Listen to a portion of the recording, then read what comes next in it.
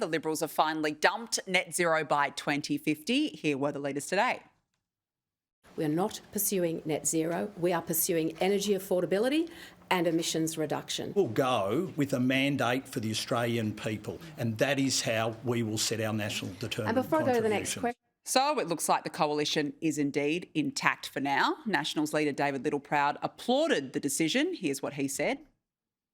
The Liberal Party has shown great maturity and leadership to the extent of where the National Party put forward a cheaper, better, fairer plan that doesn't walk away from actually addressing climate change. But, you know, is this now enough to salvage Susan Lee's leadership? Is she the one to take this policy to the public between now and an election? Right now, I'm not so sure. I do think she did well today at that press conference. She battled against ridiculous and biased questions from journalists.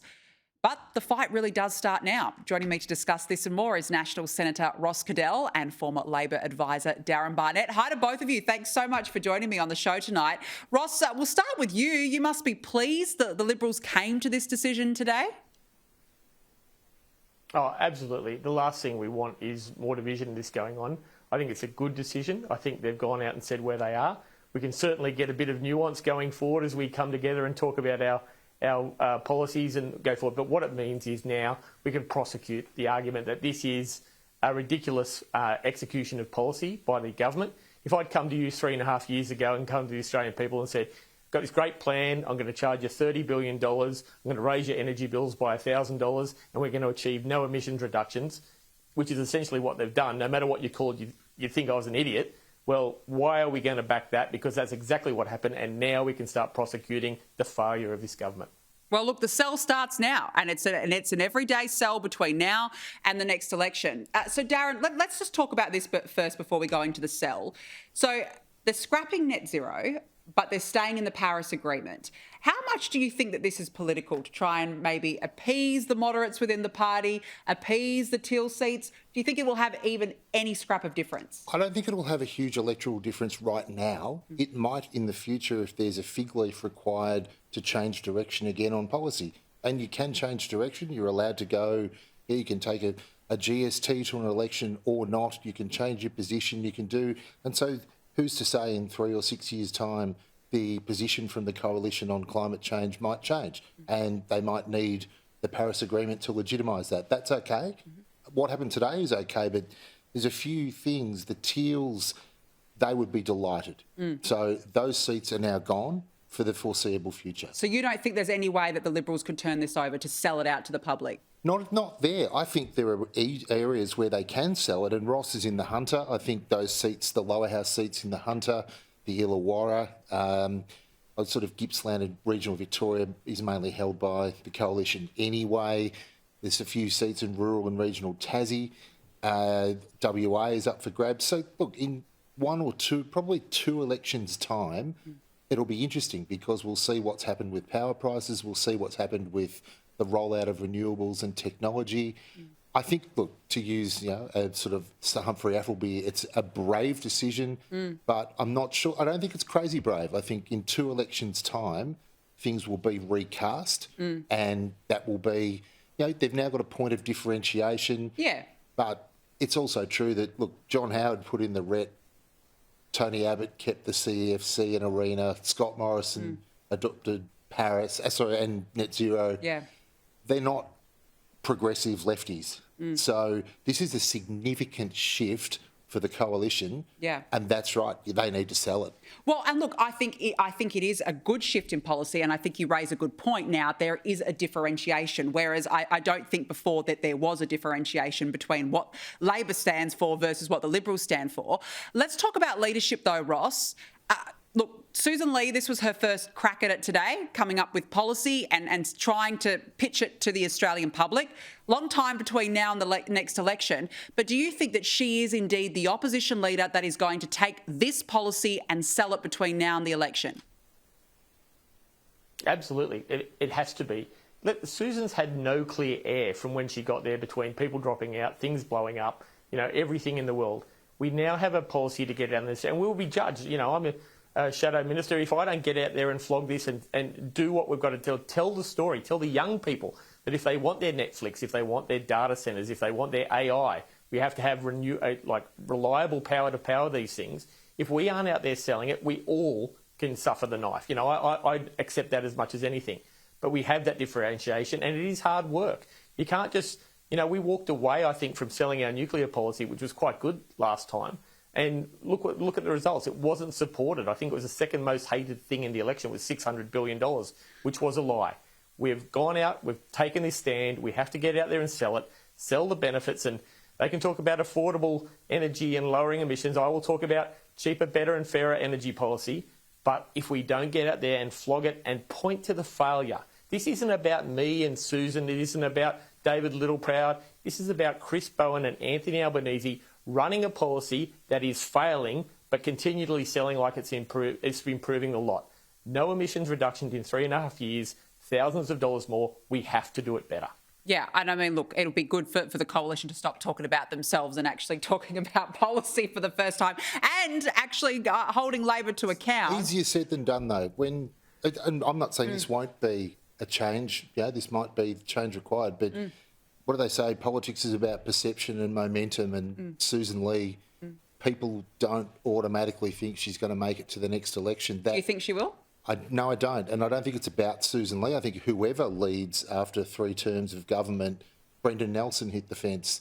Mark Speakman might not make it to the next election. I don't think it's about Susan Lee. I think whoever gets that poison chalice straight after her, well, actually, this is a bit different because Labor's behaving like a first-term government, but I just don't see how she lasts because you can't. It's really hard to keep the show together when you're in opposition. You can't promise people things. You can't give favours. You can't. I think the internal fractions. It's still. I don't think she makes it, and it's not her fault. Well, whose fault is it? Just they don't have power, and without power, how do you get people to behave? I think you've got to be a strong leader, though. I think a lot of leadership does. I think this comes down to a lot of leadership, brave decisions, and being strong enough to sell it to the public. Look, today was brave, so let's. Look, it was, and I'm happy to give her the benefit of the doubt on this. And look, there is another issue, and I think that the coalition is on a roll now. And I said this earlier. They've dealt with net zero. But now I think it's time to look at migration because Big Australia is getting even bigger. Australia has officially reached the highest net migration of arrivals ever. A total of 468,390 net permanent and long-term arrivals were recorded in the 12 months to September. That's the highest 12-month total on record, 4% above 2024. Ross, I've said this before. This issue of migration was not prosecuted enough at the last 2 elections. I know the coalition tried, but it wasn't enough. And there's always this fear of the R word, racism. Oh, no, we can't discuss it because we're going to be touted as a racist. But do you think that the coalition now needs to look at this? Because there is no doubt it has exacerbated the housing crisis and the cost of living crisis as well. Yeah, there's no question. And we're out there, and Paul Scar will be doing this, and we're looking at it every day. But I'm out in Shepparton today. I've been out around farms, and I've seen the number of visa workers required on our farms to keep our people fed. The people who were picking apricots today, the people who were working in dairies. There was a Zimbabwean group that came out. They've got an African working there. We need the people coming to Australia that help make Australia a better country. We don't want the freeloaders. We don't want the guys coming for a free ride. But we do need the people that can come here and keep this Australian standard of life going. So we really need to look at that mix. Is what is the mix? What is the number? What is the skills that keeps Australia going better? I go to a mate's factory floor in the Hunter Valley. He builds trusses. And he's had to build 10 homes to bring the visa workers here because Australians don't want to do the work that's required in his office. So, yes, we need migration, but yes, they have to be the ones contributing. And we all joke about the dog groomers or the taekwondo instructors or whatever is on the skilled migration list now. But you have to have that level where they're contributing and not pulling away from the standard of life. They're actually enhancing Australia's standard of life. And there is a level that is, and Scary and the crew will get it together. And I just think we have to have that debate. And as you say, we're not talking about people from here or there or anywhere. We're talking about a mix, and we're not talking about race. We're talking about skills. Well, yeah, I just think that there needs to be a huge scale back. And to an extent, I do also think there needs to be a discussion about the types of people we are bringing into this country as well, Darren. But, I mean, these figures are getting worse for Labor. Why can't they get a hold on this? Well, I think post-COVID there's been an explosion of people coming into the country. Those figures, I think the official figures then consider whether you stay 12 out of the following 16 months after arrival. So they're raw data rather than official data. But the numbers are up. There's no two ways about they're that. record numbers. And the 2010 election was a big Australia election. I remember because I worked in Julia Gillard's office at the time. Labor does need to be aware that the perception in the community of too many people coming into Australia, wherever they're from, can be an issue. So they've got to keep an eye on it. Yeah, but they haven't been able to keep an eye on it. And that is the problem. I mean, it's all good for them to say. I think, Labor's argument is, well, look, we haven't had a recession. But the reality is it's these migration figures that are actually propping up. It's like a Ponzi scheme economy, is it not? It is, but it also provides labour, as Ross points out. That's what provides a lot of labour in the types of jobs that people are less inclined to do, whether it be working in aged care, working on farms and properties. I know that there are incentives within the visas where you have to spend time in rural Australia and all the rest of it, but trying to find the right workforce and people who are willing, able to work in jobs that not everyone wants to do. We've relied on migration to do that for a long, long time, and that won't change. Well, I think we also need to look at getting some more Aussies into jobs where possible. And look, it obviously comes down to work ethic too, but we've got to really prioritise Aussies. Now, look, young Aussies are becoming increasingly pessimistic about their future. Well, I suppose you can hardly blame them, really. I mean, a Monash University studies found 4 in 5 Aussies aged 18 to 24 think that they will end up worse off than their parents. Now, Ross, I would give a very strong message to Gen Z. If you want to be secure about your future, stop voting for the Greens and Labor. I mean, they're half the problem here. They're voting for socialists all the time. They're obsessed. Look what's happening over in the US. So they voted Mamdani in, for goodness sake. I mean, I do worry about Gen Z. I just think they have this lack of resilience. What do you think? I think maybe they're a bit more perceptive than we're giving them credit for. In the paper that Paige did with Matt and I, when we're talking about our net zero position, it's showing our standard of living is back to 2011 levels. We could be the first generation that leaves the next generation worse off. I'd be a bit pessimistic too, and I hear about work ethic, I hear about all these things, but we aren't doing the work. We are losing productivity. We are getting lower standard of living. We're having lower wages because of the policy decisions we are making. And I look at my kids, between 18 and 11 back at home, and their potential to buy a new home is basically maybe skipping a generation on inheritance because it is so hard out there to get that start in life. And we are not making it easy. When you have productivity going backwards, labour productivity, everything goes backwards. And that is the extra cost we're not looking here. So, yes, they could do a little bit more. They can actually get up and have a crack, and I get that. But maybe we're doing some wrong things by them too. Yeah, wasn't that economic roundtable that Labor put on the other month? Wasn't that meant to solve all of the productivity problems that we have in this country? Can I just say, absolutely nothing. My 15-year-old son, I've never seen anyone less likely to leave home. Really? Oh, mate, he gets weighted on hand and foot. Loves it. He couldn't be happier. He's happy. But I hear a lot of stories like that, to be honest. I mean, look, I understand it is very, very difficult right now out there, and you would be feeling a little bit flat on yourself. But come on, Gen Z do worry about a lot, don't they? They do. It's a bit much. Look, what you're saying is they get the government they deserve. Well, yeah, stop voting for Greens and Labor. That's half the problem. As an example, look at Mamdani over in the US. But I think if the Liberals are going to be competitive in those urban areas, net zero aside, Labor moved on forgiving some HECS debt. There's some, the 5% first home buyers, some stuff on rent assistance.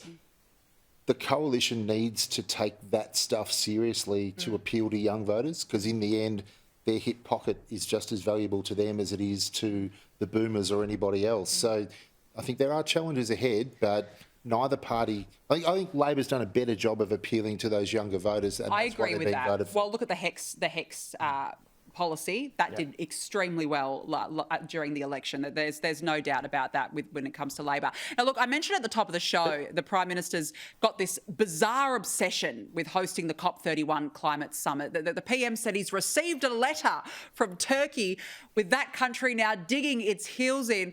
I mean, Ross, it is getting very, very obsessive in my view. This is going to cost upwards of $2 billion. That's the latest statistics. How on earth are we going to afford this? And now we're in this standoff with Turkey. Well, This is going back to the old Roman times. Give them games to keep them occupied. And I think this is what it is. Nothing more than that. We're going to the Colosseums and lining up the private jets and we can all have a good time. It is a waste of money. If I can help Turkey secure this, let me know how. But it's a joke going forward. We heard last week on Paul's show about the number of people that are going hungry, the number of people needing support even to feed their families. When I was on the supermarket inquiry, we heard about the increase in number of bin diving to get foods and things. Yeah. If we want to spend $2 billion in Australia, let's spend it on Australians, not on a festival for Anthony Albanese and Bowen. Yeah, and the climate crusaders are going to jet in on their private jets, of course, to talk about private jets. I'm not sure that we want it. Well, you don't think what you think Labor's having us on? Not having us on, I think they want to walk both sides of the street. They want Pacific nations to think that we want it, but we're not pushing that hard on Turkey to change their position. And if it doesn't change in the next 7 days or less, it defaults to Bonn in Germany. Yes, I'm not sure that we're too concerned if it happens in Bonn. Right, so this is all just look, Pacific. We'll take it if we get it, but we'll take it. Yeah, but I don't know that we're pushing as hard for it as, for example, Kevin Rudd did to become Secretary General of the UN. Yeah. For example. Yeah. Okay. I'm just not convinced that we're pushing that hard for it, and I don't know that we want it that much. No. Well, look, I do agree with Ross. Anything that we can do to potentially line up Turkey to actually get this, I think that would be absolutely fantastic because $2 billion... I don't think Turkey don't want it either. They want something else. There's something they want. No one's giving it to them. Well, they gave us an official letter. It's going to be in Who's drawing Bonn. their guns so first it's going to be in Bonn, this? and you know who wants it least out of all three is Bonn. They don't want it at all. They're just, thanks a lot. Yeah, thanks a lot. Yeah. Well, as I said earlier in the show, I mean, it's like a standoff now. Who's going to draw their guns first? That's Or last. my question. Or last, maybe. Yeah. Look, who knows? It's all a bit. But look, I do agree. Turkey, please, if you're listening, President Erdogan, take it. We don't want it. We can be spending our money on a lot of other things. But anyway, we'll see. Darren Barnett, Ross Cadell, we've got to leave it there. Great to see you both. Thanks so much for joining me on the show.